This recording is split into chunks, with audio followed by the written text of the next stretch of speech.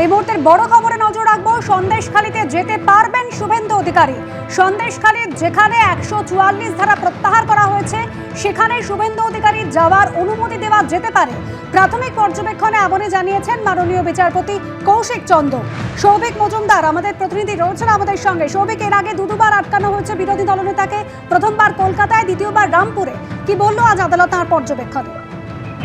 দেখো, কলকাতা হাইকোর্টের প্রাথমিক পর্যবেক্ষণে এটাই বক্তব্য যে শুভেন্দু অধিকারীকে সন্দেশখালীর যে অঞ্চলে ইতিমধ্যেই 144 ধারা প্রশাসনের তরফ থেকে প্রত্যাহার করা হয়েছে সেখানে যাওয়ার অনুমতি তিনি পেতে পারেন।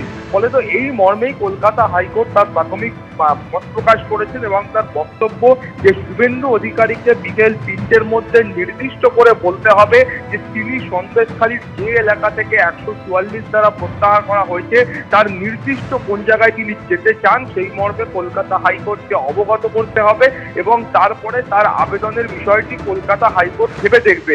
এখন মহামান্য বিচারপতি কৌশিক চন্দ্রের একেবারে যে পর্যবেক্ষণ সেটা হচ্ছে যে ভারতবর্ষের যে সংবিধান রয়েছে সেই সংবিধানের 19 নম্বর ধারা অনুযায়ী ভারতবর্ষের যে কোনো নাগরিক বা যে কোনো ব্যক্তি তারা যে কোনো জায়গায় স্বাধীনভাবে ঘুরতে পারেন।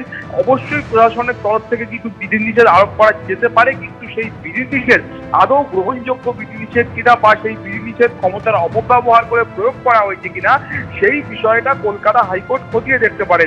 তুমি জানো যে সরকারের তরফ থেকে আজকে বলা হয়েছিল যে 144 ধারা তারা যেটা জারি করেছেন সেই 144 ধারা প্রাথমিক পর্যায়ে সন্দেশখালী এলাকার 19টি অঞ্চলের জন্য করা ছিল। পরে এই মুহূর্ত পর্যন্ত অর্থাৎ আজকে পর্যন্ত সেটা কমিয়ে 15টি অঞ্চলে করা হচ্ছে। অর্থাৎ ইতিমধ্যে সন্দেশখালীর 15টি অঞ্চলে এই 144 ধারা বলবৎ রয়েছে এবং তারা বলছেন যে 4টি অঞ্চল থেকে তারা ইতিমধ্যেই 144 ধারা প্রত্যাহার করেছেন। তার কারণ হলো সেখানের পরিস্থিতি ধীরে ধীরে উন্নত হচ্ছে এবং তারা গোটা পরিস্থিতি নিজেদের নিয়ন্ত্রণে আছে। এরপরেই শুভেন্দু অধিকারীর যারা আইনজীবী রয়েছেন তারা বলেন তাহলে ওই যে 4টি অঞ্চল রয়েছে যেখানে ইতিমধ্যে 144 ধারা প্রত্যাহার করা হয়েছে সেই অঞ্চলে তাদের যাওয়ার জন্য অনুমতি দেওয়া হোক। ফলত বিচারপতি কৌশিক চন্দ্রের বক্তব্য হচ্ছে যে পুলিশ যখন 144 ধারা ওই 4টি অঞ্চল থেকে প্রত্যাহার করা হয়েছে তার মানে সেখানকার পরিস্থিতি নিয়ন্ত্রণে রয়েছে। অবশ্যই শুভেন্দু অধিকারীর ক্ষেত্রে বা অন্যান্য যে কোনো ব্যক্তির ক্ষেত্রে বিধিনিষেধ আরোপ করা যায়, কিন্তু বাকি যে বিধিনিষেধের বিষয়টা সেটা কলকাতা হাইকোর্ট খতিয়ে দেখবে।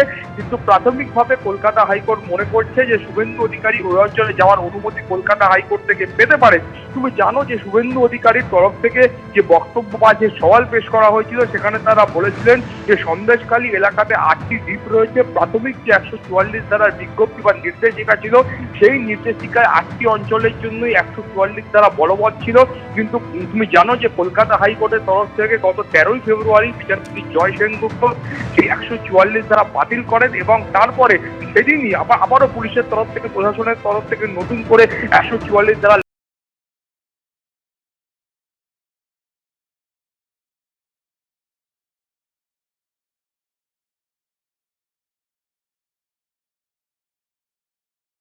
অপব্যবহার করে এবং কলকাতা হাইকোর্টের নির্দেশকে মান্যতা না দিয়ে সরকারের তরফ থেকে প্রশাসনের তরফ থেকে এই ধরনের পদক্ষেপ গ্রহণ করা হয়েছে। ফলত শুভেন্দু অধিকারীকে 30 কিলোমিটার দূরে আটকানো হচ্ছে। এই শুভেন্দু অধিকারী যখন এই বক্তব্য পেশ করছেন তার প্রেক্ষিতে সরকারের বক্তব্য ছিল যে শুভেন্দু অধিকারী আদৌ এই এলাকার বাসিন্দা নন। ওই এলাকার বাসিন্দা হলে তার বক্তব্যের গ্রহণযোগ্যতা বা তার বক্তব্যের গুরুত্ব থাকতো, কিন্তু তিনি ওই অঞ্চলে 144 ধারা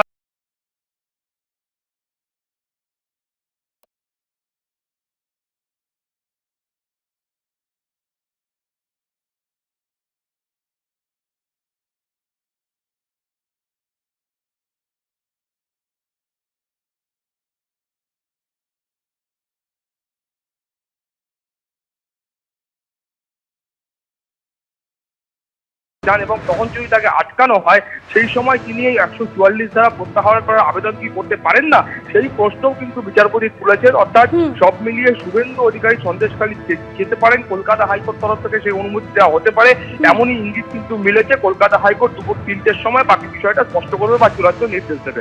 ধন্যবাদ সৌভিক।